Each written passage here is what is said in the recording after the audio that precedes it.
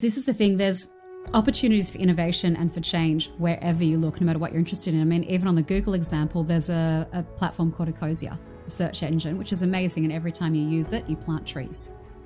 And so, making simple shifts like that, and the fact there are companies like that who are trying to change these things, I mean, of course, trying to compete with Google is a rather big challenge. But as more and more people really care about this and really want to make shifts, there are those other alternatives that keep on popping up, which is great to see. And I mean, another thing is also where governments can play a huge role. At the moment, 6% of world GDP is focused on fossil fuel subsidies, which feels absolutely mad.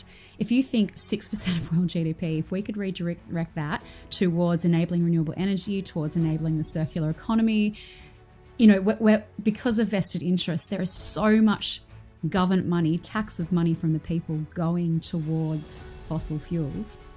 If that got redirected to some of the biggest places where we need to make change, that kind of thing could have an immense effort too and reduce some of these costs of transition. Hello everyone, welcome to another episode of the D4 Data Channel podcast. I'm your host Deepak, and with me we have Sally Giblin. Sally is an environmentalist, co-founder of Be the Future, co-host of Hope Act Thrive podcast, and a climate sustainability leader. She has been working a lot for kids and families to empower and take necessary actions against climate and other environmental issues. In this podcast, we'll be discussing a lot of these points, and I'm pretty excited for it, Sally. And thank you for accepting my invitation for this podcast. Absolutely, a pleasure to be here. Great. So I have a couple of questions for you, and starting with this one. So, how can individuals and communities approach climate action with a sense of stubborn optimism, despite the overwhelming challenges and current lack of political will? So, stubborn optimism, it's a term that actually comes from Christina Figueres, so the architect of the 2015 Paris Agreement. And it was something that she personally really needed to cultivate to try and bring about that enormous change that happened on the global stage. And I think it's a term that I've come to really latch onto. And I guess, it's really about having a mindset and a belief that we can and we will change things, and we are going to make this a better future for, ourselves and for future generations. And I think it's all about, choosing to take action, choosing to be part of creating that better future, and, taking action, whatever that might mean for us in our particular circumstances, and just, I guess, not letting ourselves be taken into that doom and overwhelm spiral too much. I know, it's very easy to dip in and out of that. The more, I guess, involved you become and aware in this space. But I think it's just so important to bring yourself back to that whole notion that we can make change and we can really create a much better future if we keep on focusing on solutions and action and bringing voices in. Great. So, what role can the power of what-if thinking play in creating a better future for people and nature? So I think I love the power of the whole idea of what if, really trying to think about using our imagination and being creative to think about how things could be better. I mean, what if when you walked outside into the middle of a city, you saw huge green walls on the office buildings, and, there were vegetable gardens on the rooftops of these big skyscrapers. And what if instead of being flooded with cars making a lot of noise, huge amounts of pollution, instead there was, pedestrians and bicycles, and it was all about those slower modes of transport. It's just this whole idea of what could the future really be if we let ourselves tap into our more imaginative creative side. And there's an incredible book by Rob Hopkins called From What Is to What If. And it's a really great read. I'd highly recommend it because it's just putting all these ideas out there and these prompts and these stories around, how much we need to tap back into that space, particularly when right now with social media, 24/7 news cycle, there's just so much noise all the time, but trying to just step away and give ourselves time to actually think and reflect and imagine, and then be part of creating, what can be much better for all of us. Right. So since you are working a lot with kids and families, how can we foster a sense of shared responsibility and collaboration across the generation in addressing the climatic crisis? I think the first thing I'd probably say around intergenerational efforts, I absolutely believe that it's up to adults to change this. We're the ones right now in seats of power, whether it be, corporations, whether it be governments, business owners, teachers, whoever people may be. And so absolutely, we have the responsibility around the world to make this happen and to make change happen as fast as possible. However, I also absolutely believe that it's imperative that we really try and instill a love of nature and a desire to protect nature in that next generation if we want to try and really, change the path of things going forward. And I think it's really powerful if we're able to look at new ways of doing things, look at solutions across the generations, bring in these different perspectives of history that older people have and, wisdom they can bring. And I guess that sense of imagination and those ideas that little kids can have and, bring together these different perspectives to try and think about what we can change. Right. So, like we all know, like there are a lot of political and economic barriers are actually like kind of impacting the sustainable solutions. Like whenever we want to implement something at a scale or at a large scale, actually. So, like, how can we really break through these kind of barriers and go on with the implementation, actually? So there's a brilliant study by Erica Chenoweth, who was at Harvard, and it's basically called the 3.5% rule. And essentially, it's that through, non-violent action or through civil disobedience, people can actually bring about immense change to these political structures if we get 3.5% of the population. And it's been shown in multiple times, throughout the decades, throughout the world, this has actually happened. It's been shown, I think it was called the People Power movement in the Philippines. There's the Rose Revolution in Georgia. Multiple instances where if you get 3.5% of the population, it can make immense change happen to that political level. And I think that's really encouraging because that means we don't need absolutely everyone involved, but we just need as many people as possible to come to that 3.5%. Right. So, regarding the way it is actually implemented in many places, like how can we ensure that these actions and policies are put in place, which really which will not disproportionate affecting like marginalized communities, actually? I think a huge thing is that we need to listen to marginalized voices a lot more. We need to elevate those voices in the conversations on global stages in all sorts of environments and really be listening a lot more to what people on the front line who are most affected are needing and what their ideas are for solution and how they want to reshape things. I think, I'm not sure if you're familiar with Project Drawdown, but, I do love what they've pulled together there around, it's the world's most comprehensive culmination of solutions to the climate crisis. But I think one of the things they're doing is, really trying to pass the mic to more marginalized voices and bringing in lots of people on the front line and hearing their thoughts, their ideas, how they believe we need to make change. Okay. So, based on the interaction with the youngsters, actually, like how can we effectively communicate the urgency of climate crisis to the young generation, and like what is their response and what is their public sentiment actually in this regard? So I think, there's a lot of overwhelm and doom and a lot of incredibly difficult, headlines and discussions out there around the climate crisis. And no matter what, young people are going to be exposed to this, whether they're seeing headlines or experiencing things firsthand. There was a study done a couple of years ago which showed about 60% of young people are worried or extremely worried about the climate crisis.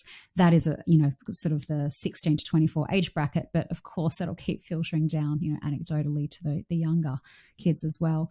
And so I think it's just incredibly important that we, are truthful with what's happening, yes, but we do it in an age-appropriate way, and that we also are really positive, I guess, around what actions we can take and how we can be involved and how we can be part of, choosing to be part of the solutions and creating that better future. There's a little framework that we worked with a psychologist often that we love to talk about, which is the ACT framework. So A is for acknowledge, so acknowledging feelings, acknowledging that yes, this is a really big thing, and it's completely understandable to feel anxious, to feel fear, to feel big emotions. It's a completely normal response to an existential fear or crisis. The second thing would be C for coping strategies. So, trying to help kids and help ourselves, whether it's breathing exercises, whether it's, little things like 5, 4, 3, 2, 1, where you go outside and you go, well, what are 5 things we can see? Try and do it on nature, the trees, things like that. 4 things we can hear, 3 things that we can feel, 2 things we can smell, and 1 thing we can taste. And just kind of those coping strategies to try and work through some of those emotions. And then the T is around taking action. So working with young kids to figure out, well, what can we actually do?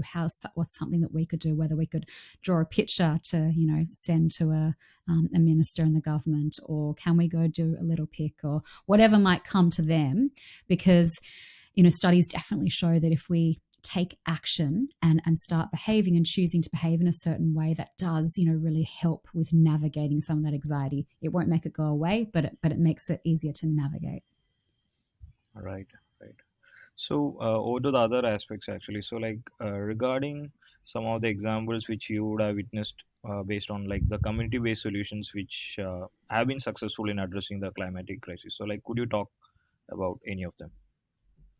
One of my favorite, I think, is in Bangladesh. And so it's all about having solar power on the top of houses in villages. And it's a very community based initiative. And essentially, these homes are getting solar on their rooftop, and they connect it up with other houses in the village. And then they're able to share power with each other if they get excess solar. They're able to sell it into the grid and sell it into the community. So it's also a way to make money.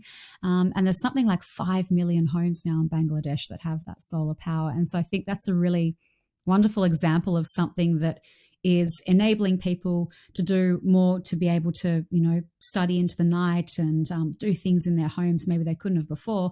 But at the same time, it is leapfrogging straight to a more renewable energy solution, and it's doing it in a way that's great for the community and gives power back to the people. Great, great. So, when we are actually putting a lot of responsibility or pressure over like young generation in these regards, actually, like how can we ensure that the actions and policies are put in place that it is actually not compromising to their challenges or their what to say their lifestyle basically. So, how can we ensure that? Yeah, well, I think one of the biggest things is just we need to act as meaningfully as we can, as fast as possible, because the longer that it takes to have more meaningful action, the more it will cost in terms of costs of actually implementing things, but also costs of inaction that mount and mount and mount. So acting as fast as possible. I think something that came out recently that was incredibly encouraging. There was a study done by, I think it was the Oxford Martin program, and it showed that if we decarbonize the global energy system by 2050, it will save at least $12 trillion compared to going along with fossil fuels as we are today. So I think that is encouraging itself, that, in terms of climate action, there are opportunities in terms of, new economic opportunities, and being able to not only redirect things into more, sustainable, better markets, but at the same time to actually save costs. And I guess the other thing I'd say is, I think it's incredibly important that we listen to youth voices as part of this. And it was great to see at COP27, they had the youth forum, can't remember the exact name of it, but they had that for the first time, and they were listening more to the voices of young people. So that's also an incredibly important part. Right, right, great. So, this is something which I actually experienced in my professional life. So, like it is always difficult, or like there are so many barriers which is actually promoting the growth. What to say, like these kind of environmental protection acts, or like different strategies or methods, basically. So, when it comes to balancing, so for example, like many companies or corporations will not actually move forward because maybe that will not be a profitable business for them to actually go with a particular sustainable approach or something to promote them. So and most of the companies don't really bother about it because like coming on to the recession part and other crises which is actually like ongoing at this moment, like people are getting laid off, people are actually getting, so like how can we balance and navigate the complexities of all these things and addressing the climate change at the same time actually? I think the big thing I'd say on that is that there are opportunities in new areas and in different areas. And even back to what I was saying before around that possibility around renewable energy, that there's real opportunity there to, seize on new types of markets, new types of innovations, new commercial opportunities in terms of climate action. And there are real costs to society with not acting, particularly around not adapting to the increasing frequency and severity of weather events. Most of the money at the moment is directed into what happens after those events happen, those extreme weather events. And so we're not actually putting enough of a focus on adapting and trying to figure out ways around and trying to remove emissions and trying to reduce emissions as well. And so we need to be redirecting those efforts to where we can make the most impact, rather than trying to chase ourselves and catch up as these types of weather events do get worse. So over to the other aspects actually, like, so what inspired you to start Be the Future, and how does it unleash the power of families to rewrite the climate history? So I think for me it was a gradual awakening to really caring more and more for the environment. I mean, I've grown up in Australia and always loved the outdoors and beaches and animals and all of that. But I think really realizing the point it had gotten to, one of the documentaries I watched was one of David Attenborough's documentaries, Our Planet. And I think that was a real moment. I remember just like bawling by the end of it and really realizing and seeing what humanity had done. And I think that was a real moment for me where I went, right, I want to transition into something that is really helping to make people make immense change here. Up until that point, I've been working in circular fashion, which still felt very very important, but I think I wanted to go even deeper and really help to change hearts and minds. And I think the reason for kids education, I mean, I've got a young son myself, and I think just thinking about kids around the world and their future and where things are for them. And I think there's also huge potential when you're working with young kids, because at that point in time, they spend a lot of time with parents and teachers and adults in their life. There's also potential to make a lot of change with those adults as well and create more ripples of change and intergenerations, which I think is great. So the way that we're doing it is we're creating books and games for these young kids that really burst with hope and with humor and with solutions, and really encourage them to be part of taking action in a really playful way. And, hope to be really quite different and offer an antithesis to that feeling of overwhelm and doom and gloom that you can often feel when you're talking about this kind of subject. So could you talk about a specific project or initiative that has been undertaken in the like through the future, or like your particular firm actually?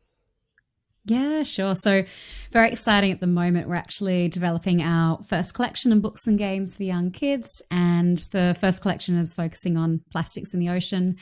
And so it's a book, a game, and an activity book. And it'll be going out for a big crowdfunder campaign in a few months. So very busy time and doing lots of testing and getting lots of feedback from our community, which is incredibly helpful because we just want to make this, something really impactful and something that really helps families and educators eventually as well. So yeah, we're just having a lot of fun creating it. These resources are very playful and colorful and filled with lots of, wordplay and puns and humor and just trying to really encourage action in a really playful way. Great. All the very best for it actually. Yeah, thank you. So over to your podcast, Hope, Act and Thrive podcast. So could you talk a bit about your experience hosting this wonderful podcast?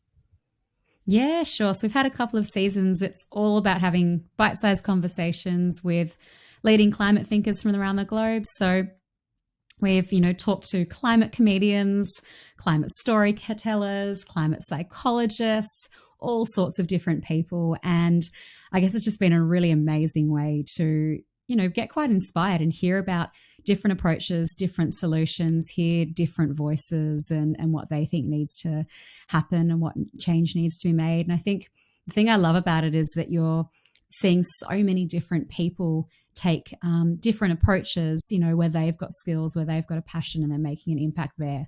I mean, I never even knew climate comedy was a thing until we had this amazing guest on. So yeah, really opens your eyes. Wonderful, wonderful.